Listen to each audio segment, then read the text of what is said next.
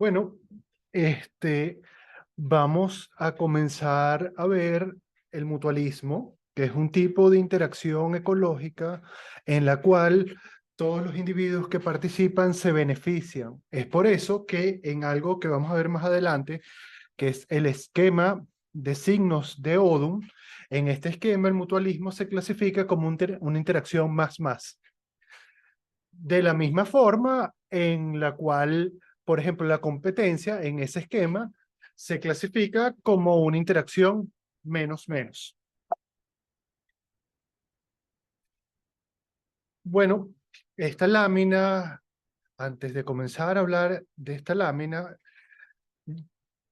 me permito decirles que la información que en esta lámina la saqué de este libro que aparece aquí y entonces aprovechar y recomendarle los libros de divulgación científica de Stephen Jay Gould, que hay muchos y son muy buenos. Bueno, es poco conocido entre las personas que trabajan en biología que el primer uso en un contexto como lo entendemos hoy en día, del mutualismo como una interacción ecológica fue por Kropotkin.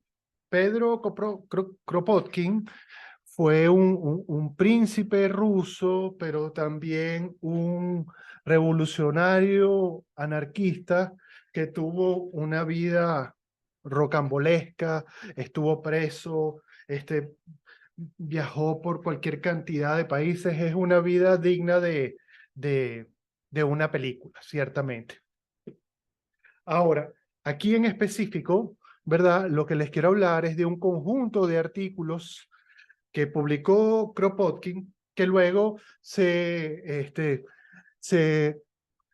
juntaron en un libro, que es este libro, La ayuda mutua, hace referencia a lo que nosotros vamos a llamar mutualismo, y que hasta el sol de hoy es un libro muy valorado por los anarquistas. Bueno, en este libro, Kropotkin da respuesta a algunos argumentos de Thomas Huxley. Thomas Huxley, que era conocido en su época como el perro guardián de Darwin, ¿no? Y hace, y Kropotkin a lo que le está intentando hacer respuesta es a algo que se conoce como el darwinismo social, que por cierto no tiene nada que ver con Darwin en el sentido de que Darwin nunca se manifestó sobre esto.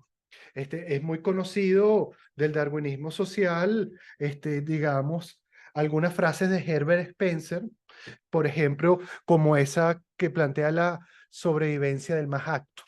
Bueno, y en este sentido, Huxley lo que estaba planteando, hay que recordar que esto ocurre en el contexto de la revolución industrial en Inglaterra, es decir, donde hay un cambio en la sociedad muy grande, pasa de ser una sociedad agraria a ser una sociedad urbana, en donde los trabajadores experimentan unas condiciones de vida realmente muy difíciles.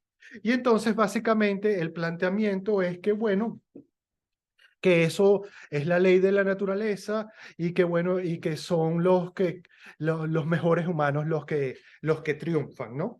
Entonces, y esto basado, ¿verdad? De hecho, en una mala interpretación de las ideas de Darwin, y esto como una justificación este, de este sistema social fundamentada en la competencia en los sistemas naturales. Bueno, a esto Kropotkin contestó que Kropotkin, por cierto, entre otras cosas, era un geógrafo y era un naturalista. Entonces, la respuesta de Kropotkin era que en su experiencia y sobre todo en ecosistemas extremos, de condiciones extremas como en Siberia, lo que se apreciaba en la naturaleza era la ayuda mutua, o sea, el mutualismo. Y que por lo tanto eso más bien debería ser el sistema que con base al cual deberíamos articular nuestra sociedad. Bueno, si bien, y es de notar que estos argumentos están encontrados, ¿no? Y puede haber personas que le consigan sentido a uno o al otro. Sin embargo, ambos son lo que se conocen como una falacia naturalista. Falacia es una categoría filosófica que hace referencia a una forma incorrecta de razonar. Hay muchas falacias. Por ejemplo, pongan ustedes que ustedes deciden inscribirse en un gimnasio y toman una clase de yoga y resulta ser que esa clase es muy buena. Y entonces ustedes, como esa clase en particular es buena, ustedes deciden que el instituto, que el gimnasio es bueno. Eso es lo que se conoce como la falacia de las partes al todo. Una falacia similar es la falacia del todo a las partes. Es, por ejemplo, que ustedes digan que, bueno, como Harvard es una buena universidad, todos los profesores que trabajan en Harvard son buenos. Eso también es una falacia. Bueno, la falacia naturalista es una falacia que intenta justificar un orden social fundamentado en algo que ocurre en el mundo natural, en los ecosistemas, digámoslo así. Y esto, ¿verdad? El error en esto es que reduce la complejidad de los sistemas sociales a lo meramente biológico. Eso es la misma falacia que ocurre cuando, por ejemplo, los físicos intentan explicar fenómenos ecológicos en términos estrictamente físicos, ¿no? Entonces, en este sentido, son falacias. Bueno, la referencia más antigua que yo he conseguido al mutualismo es esta que aparece ahí, de Heródoto, ¿verdad? Que hace básicamente, señala lo que a uno se le viene en mente cuando uno ve esta imagen, pues. Y uno lo que piensa es, bueno, ¿y por qué este cocodrilo no cierra la boca y tiene una comida gratis? Bueno, ahí no ocurre eso porque lo que pasa es que, bueno, el pajarito lo que está haciendo es que se está alimentando de parásitos que tiene el cocodrilo en la boca. De esta manera se beneficia el pajarito, pero también se beneficia el cocodrilo. Entonces, el mutualismo es una interacción ecológica, como ya les comenté, en la cual todos los que participan se benefician. El mutualismo que más se ha estudiado es el que involucra la polinización, particularmente la polinización por insectos. Esto representa algo así como el 45% de los casos estudiados. Es un mutualismo que se ha utilizado como un modelo también de coevolución y un interesante ejemplo es este que vemos aquí. Fíjense, esto trata sobre unas avispas, ¿verdad? Que pertenecen a esta familia y plantas, ficus, higueras, ¿verdad? Bueno, entonces aquí lo que ocurre es que una hembra de estas avispas va volando y lleva consigo algo que les voy a decir más adelante, pero ella está buscando un lugar donde oviponer, es decir, donde poner sus huevos. Y entonces se consigue con un higo, entra al higo y ovipone en el higo. Luego el higo se cierra, entonces el beneficio para la avispa es que tiene un lugar en donde su descendencia puede crecer de forma protegida. Bueno, en el higo, lo primero que ocurre es que emergen los machos, que como pueden ver aquí, estos son los machos son ápteros, es decir, no tienen alas, no vuelan. Bueno, el macho empieza a buscar dentro del higo dónde están las hembras que no han emergido y antes de que emerjan, las fecunda. Luego, finalmente, las hembras emergen, las hembras son aladas y hacen una salida para irse, para irse del higo. Pero a medida que van caminando por el higo, buscando la salida, se impregnan de polen. Y de esta manera se completa este ciclo. Bueno, de esta manera, lo que ocurre es que hay una relación muy estrecha entre especies de higos y especies de ficus y especies de estas avispas. Tanto así que si uno ve los árboles filogenéticos de estos grupos, uno lo que aprecia es que uno es prácticamente la imagen especular del otro. El siguiente mutualismo que se en términos de porcentaje de trabajos que se han realizado, es el mutualismo que tiene que ver con la dispersión de semilla, particularmente con la dispersión de semilla que hacen las aves cuando se comen los frutos de algunos árboles y luego liberan las semillas, ¿sí? Bueno, eso es tanto es así que por lo menos nosotros aquí en Venezuela hay una especie de planta que llamamos guate pajarito, que literalmente significa, eso quiere decir pupú de pajarito, porque esa es la forma como se dispersa esta planta que vemos así en las imágenes. Bueno, estos dos tipos de mutualismo en conjunto representan algo así como el 70% de lo que se ha publicado. Después están los mutualismos que tienen que ver con plantas y hormigas, los mutualismos que tienen que ver con micorrizas, y plantas que ya vamos a ver, con hongos formadores de micorrizas y plantas. Bueno,